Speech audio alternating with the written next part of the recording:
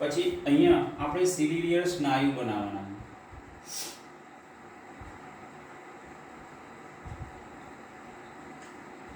બરોબર છે. પહેલો આટલો ભાગ બનાવી દેવાનો. બરોબર છે. પછી આંખનો આખો ડોળો બનાવી દેવાનો. આપણે જેમ ચાલુ કરીએ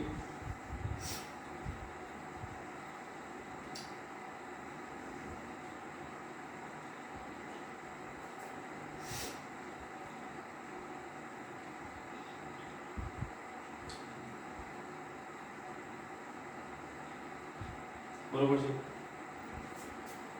અહીંથી આપણે બીજો ભાગ સ્ટાર્ટ કરીશું.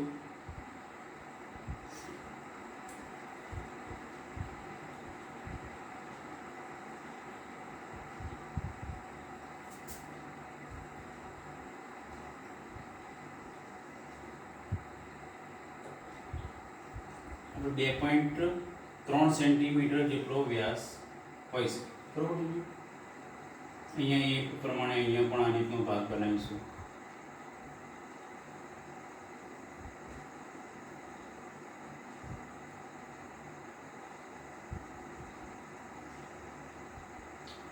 બરોબર છે. તો આખી આંખની રચના થઈ ગઈ. બરોબર છે. અહીંયા આગળ એક આ રીતનું આવરણ આપણે બનાવવાનું. બરોબર છે.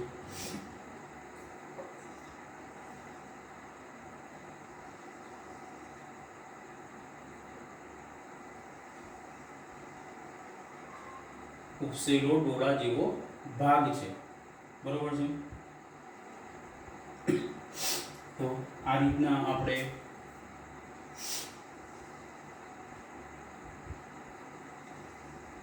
બરોબર વચ્ચે બધી નસો હોય છે. તો જુદા જુદા નામ છે આપણે જોઈશું. આ છે આપણા સિલિયરી સ્નાયુ.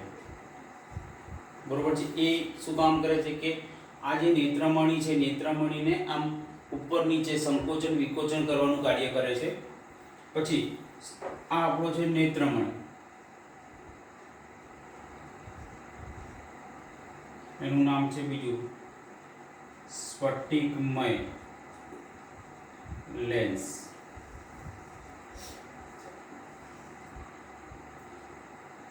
આ છે આપણો ભાગ પારદર્શક પટલ.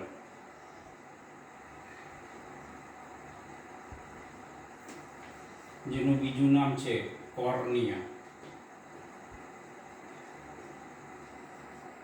બરોબર છે.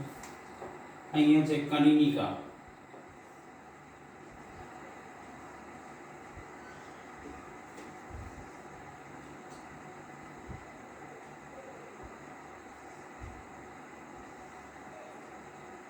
અહીંયા આપણી આવશે વચ્ચોવચ કીકી.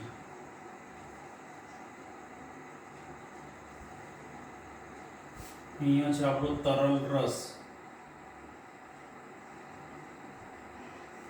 કે જે આપણી આંખની, તમે જો આંખની અંદર ભીનાશ જોવા મળે છે, એક પ્રકારનો તરલ રસ, જેના કારણે આંખનો ડોળો સરળતાથી શું કરે છે કે ફરી શકે છે. બરોબર છે. તો આટલા નામકરણ થઈ ગયા. આ સિલિયરી સ્નાયુ છે. આ બાજુ આપણે અહીંયા આવશે કોષરસ.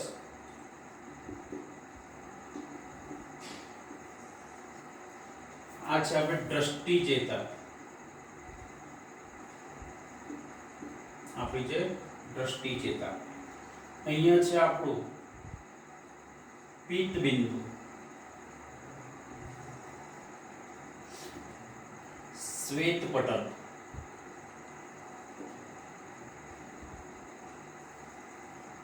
બરોબર છે. આમ અને અહીંયા વચ્ચોવચ છે આપણું અંધ બિંદુ. બરોબર. તો અને અહીંયા આપણું છે નેત્ર પટલ, રેટિના. બરોબર છે. તો આ રીતની આપણી આંખની રચના થશે. શક્ય એટલા બધા નામ નિર્દેશન કરવાના. અહીંયા સિલિયરી સ્નાયુ યાની કે નેત્રમણીથી દોરવાનું સ્ટાર્ટ કરવાનું. સિલિયર સ્નાયુ દોરવાનો, આખો ગોળાકાર ભાગ દોરી દેવાનો. એટલે અહીંથી પ્રકાશના કિરણો આવે એટલે આ વસ્તુ નજીક દૂર જોવી હોય તો સિલિયર સ્નાયુના કારણે નેત્રમણી જાડો પાતળો થાય. બરોબર છે, પાતળો થાય તેની કેન્દ્ર લંબાઈ ઘટે, જાડો થાય એટલે કેન્દ્ર લંબાઈ વધી જાય અને અહીંથી એનું પટલ છે એ નેત્ર પટલ પર આપાત થાય અને નેત્ર પટલ એ દ્રષ્ટિચેતા સાથે કે દ્રષ્ટિચેતા મગજ સાથે જોડાયેલી હોય છે. મગજને જાણ કરવામાં આવે છે કે આ વ્યક્તિ કોણ છે, બરોબર છે, એની ઓળખ વિધિ થાય છે નાના મગજ દ્વારા. તો આ રીતના આંખના ડોળાની આકૃતિ દોરવાની, બરોબર, નામ નિર્દેશન કરવાના અને બધા જ ભાગોને આપણે જોઈશું કે પારદર્શક પટલ કોર્નિયા એક પ્રકારનો ઉપસેલો ભાગ છે ને એ પોતે શું કરે છે, દૂરથી આવતા પ્રકાશના કિરણ વક્રીભવનનું કાર્ય કરે છે. ગોળાકાર છે, પાતળો છે, પારદર્શક પટલ જેને આંતર ત્વચા તરીકે ઓળખવામાં આવે છે, જેથી પ્રકાશના કિરણો અંદર પ્રવેશે છે. બીજું છે કનિનિકા, આઇરિસ, એ તરત જ પારદર્શક પટલના પાછળ આવેલું છે, સ્નાયુમય પડદો છે અને અંતર પટલ તરીકે ઓળખવામાં આવે છે, જે કીકીનું કદ નાનું મોટું કરવાનું કાર્ય કરે છે અને આંખનો જે રંગ છે એ રંગ આ કનિનિકા આઇરિસના આધારે જોવા મળે છે. કીકી ક્યાં જોવા મળે છે? જે અહીંયા મધ્યમાં જોવા મળે છે. એના કારણે પ્રકાશનું નિયંત્રણ કરે છે. તેજસ્વી અને કે ખૂબ પ્રકાશ આવે તો એનું સંકોચન થઈ જાય આ નેત્રમણીનું, અને જો ઓછો પ્રકાશ હોય તો વિકોચન અને વિસ્તરણ થઈ જાય. આમ કીકી એ આપણા આંખમાં આવતા પ્રકાશનું નિયંત્રણ કરવાનું કાર્ય કરે છે. નેત્રમણી સ્ફટિકમય એ તરત જ પાછળનો ભાગ છે, બરોબર, કીકીની તરત પાછળનો આવેલો ભાગ છે. બહિર્ગોળ આપણે જોઈ શકીએ છીએ, બહિર્ગોળ લેન્સ છે, પારદર્શક નરમ અને રેસામય ભાગ છે અને એની અંદર જેલી જેવો પદાર્થ આવેલો છે જેમાં શું હોય છે, પ્રોટીન ભરેલું હોય છે અને એ શ્લિલિયર સ્નાયુ વડે આપણે શું કરે છે, નેત્રમણીની લંબાઈમાં વધારો અને ઘટાડો કરવાનું કાર્ય કરે છે, બરોબર છે. એટલે પાવર બદલાય છે, બરોબર છે, એ આપણે આગળ જોઈશું. અને નેત્ર પટલ પર વાસ્તવિક અને ઉલટું પ્રતિબિંબ આપણને પ્રાપ્ત કરાવે છે.